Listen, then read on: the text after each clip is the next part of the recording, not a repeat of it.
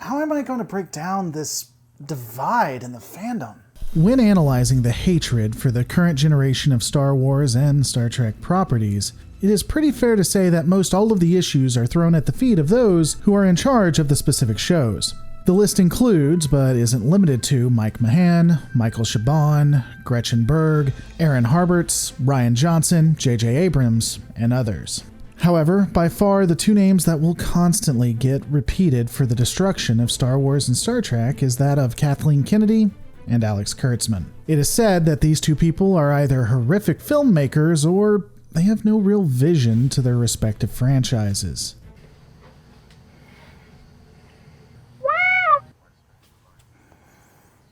Hey Jesse, yeah, I'm not ever eating any of those brownies again. E.T., Gremlins, Indiana Jones, all three Back to the Future movies, The Goonies, Who Framed Roger Rabbit, and over 100 other movies that you have either heard of or watched are all something Kathleen Kennedy played a major role in. Many of those, like the aforementioned E.T. and Back to the Future, also dealt with science fiction, giving some much-needed experience to the filmmaker. There's also rumors that she was very proactive in protecting those who worked for her, that she was in fact a great boss. Spielberg himself even said that she yelled at him when he was being too hard on the cast and crew, that she went to bat for those who needed it. But what about Alex Kurtzman? While his record isn't nearly as impressive, he was known for The Legend of Zorro, 2009's Star Trek, 2009's Transformers: Revenge of the Fallen, Star Trek Into Darkness, The Mummy, Eagle Eye, and quite a few television credits. He worked with J.J. Abrams, Ted Elliott, David Koepp, and many others that have helped shape what movies were in the 80s, 90s, and even today. So they're good, and they know what they're doing, but did they bring a toxic left ideology to what you're watching? Kinda. While the book The Fandom Menace, Volume 1, A Fandom Menace Betrayed, will tell you that liberalism seeped into Hollywood and all other media like a virus, the uncomfortable truth is that film has generally always been left-leaning, even to the point of going so far as to be considered toxic in one form or another. The film industry would constantly push anti-government and often anti-conservative messages in its respective eras. This isn't necessarily surprising. You'll find that a lot of Hollywood had been brought up on the backs of immigrants, generally Jewish, from the 1930s and on. They often had to deal with quite a bit of bigotry, which, inaccurate or not, was most often attributed to the right and right-wing policies. The kings of Hollywood were the ones to hire their producers and directors, which in turn hired the actors, and in an interesting trickle-down effect, resulted in a left-leaning media experience. Now, to be fair, you can debate to what extent all of this would impact the movies. Additionally, government encroachment resulted in things like the Hays Code, which kept many movies center, if not right-leaning. And of course, McCarthyism would ensure the quelling of any dissonant thought. After these pieces of interesting United States history, Hollywood would still lean to the left, but the movies generally tried to push for the modern American heroes. The person, a man who would stand up for life, liberty, and the pursuit of justice. They would generally always get the girl unless they were a girl, which is a sad state of affairs if you ask me when it comes to history. Would have loved to seen some women getting other women. This formulaic methodology was chipped away slowly, but after the arguable defeat of the Christian values in the culture war of the 90s, and the rise of more leftist policies in the Democrat Party, media would begin to feel like it had taken a giant step backwards. The reinvigoration of Marvel, Star Wars, and Star Trek franchises saw a nostalgic excitement to those boomers and millennials that were now in the workforce. However, this media would be much different with a more diverse cast that some argued was, and still is, pushing an agenda. Many felt that the movies and series on the small screen were now advocating against what had made them great in the first place. They would also say that there was now an attack on strong middle-class white males, some of which may have believed in a higher power that is now frowned upon in some circles. Traditional values themselves, some argued, was under attack. The backlash against the type of media seen here wasn't insignificant. Huh.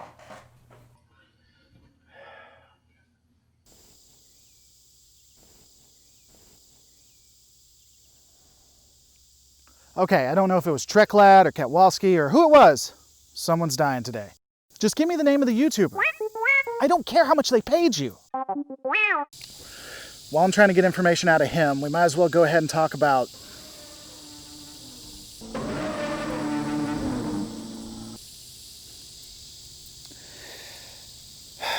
the Fandom Menace? The Fandom Menace's roots are actually pretty hard to trace. The earliest mention I could find of it was the Fandom Menace podcast, with its earliest page published on April 26, 2011. The last time the site was updated was May 8th, 2013. Unlike what is considered to be the Fandom Menace of today, the website seems to have fairly positive reviews of movies, with some of their members focusing specifically on wrestling. Their actual podcast no longer exists, so I can't really speak to what was on that. The next real notable mention of the Fandom Menace is in a comic by Dark Tower, the author and artist being John Kovalik. The comic series, which touts itself as something that is for people who have played Dungeons & Dragons, as well as anyone who has ever gone to a Star Trek convention, features its own version of what it calls the Fandom Menace. This can be found in Dark Tower's number 4, Fandom Menace. This comic, though, like the podcast, seemingly has very little if no connection to the movement we see today. In fact, I reached out to John, who states that there is no connection, that he never meant it to be a part of that. This comic, in contrast to what we see today, has characters that are beyond belief excited to see the Fandom Menace movie, with only a few of them being skeptical and trying to quell expectations. The main group, of course, doesn't listen and goes to the movie. It's somewhat left with a cliffhanger, actually. And to be honest, I wasn't really going to pay another $2 to see the resolution, as the title and artwork of the next comic lead me to believe that this was a standalone story. Unfortunately, I couldn't find the exact roots of the Fandom Menace as we know it today. I do know that its ranks were bolstered after the Phantom Menace came out in 1999 and the movie Star Trek 2009 coming out in, 2009. Both of these movies disenfranchised Star Trek and Star Wars fans alike, and they rallied against George Lucas and J.J. Abrams, respectively. In fact, the hatred would get so bad that George Lucas seemingly lost all passion for the art. He would say, and I quote, "Why would I make any more when everybody yells at you all the time and says what a terrible person you are?" Additionally, while there is no complete corroboration that I could find, it is largely believed that Lucas sold Star Wars for less than the property was worth. He did this because he just wanted to be done with all the stress that it entailed to do Star Wars.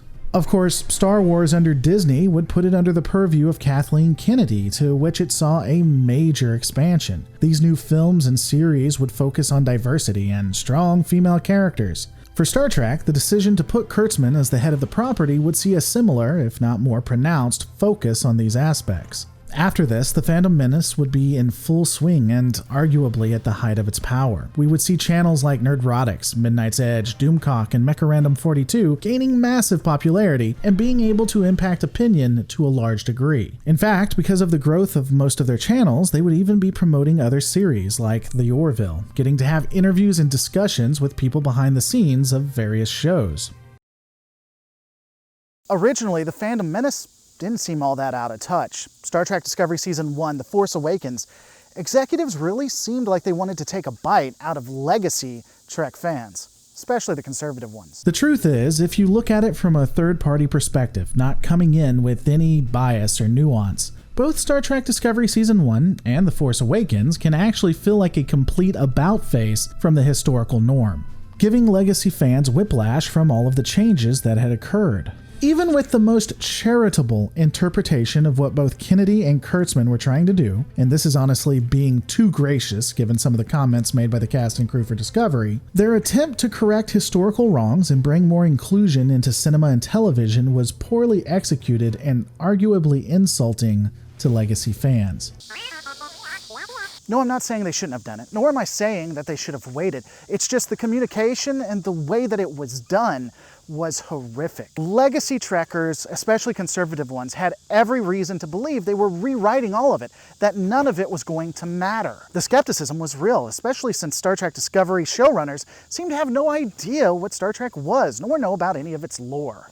Both showrunners of the franchises immediately tried to course correct without any build-up or any attempt to bring nuance. Discovery going out of its way to attack what it considered misogyny and bigotry by making the Klingons be a stand-in for Trump and his supporters. This mentality being minimized but still following into Season 2.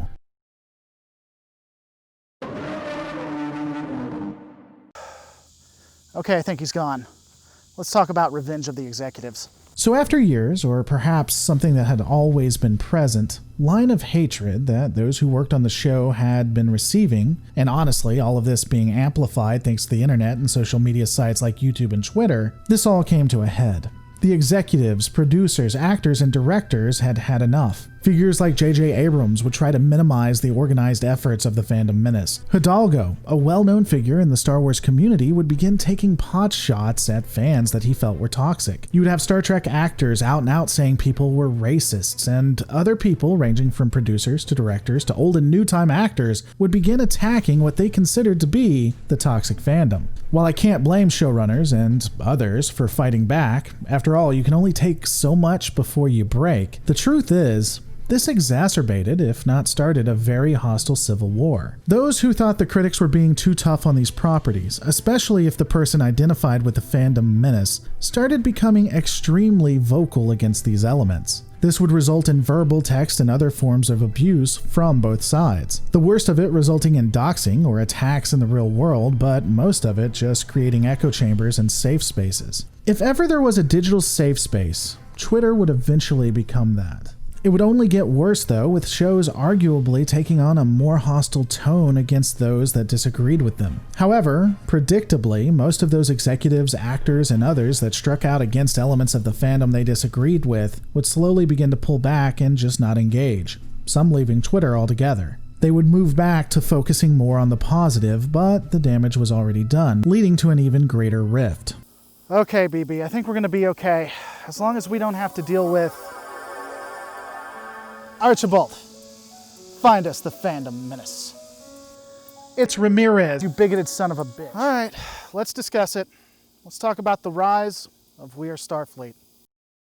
The earliest version of #WeAreStarfleet appears to have been from a tweet that occurred on February 11th, 2018. This tweet would seemingly have no connection with what we consider We Are Starfleet to be now. That would occur when on February 18th, 2018, CBS tweeted it out in a GIF format. This statement would originally come from a Star Trek Discovery Season 1 episode, The War Without, The War Within. In that episode, Saru states, quote-unquote, "We are Starfleet." He would do this in support of Michael Burnham when she stood up against the Admiralty who wanted to sacrifice all of Starfleet's morals to win a war. This became a rallying cry for many that had grown sick of the Fandom Menace and found a saying to unify under.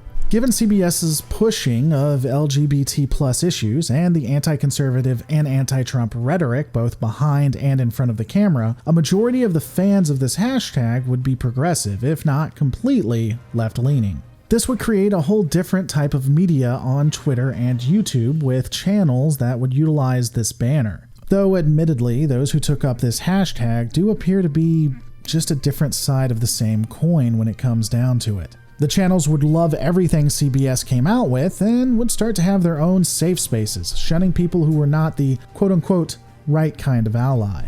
Unfortunately, or fortunately, depending on how you look at it, it appears that We Are Starfleet's counterculture to that of the Fandom Menace is not as big nor as influential as their counterparts, at least on the internet and with Twitter and YouTube.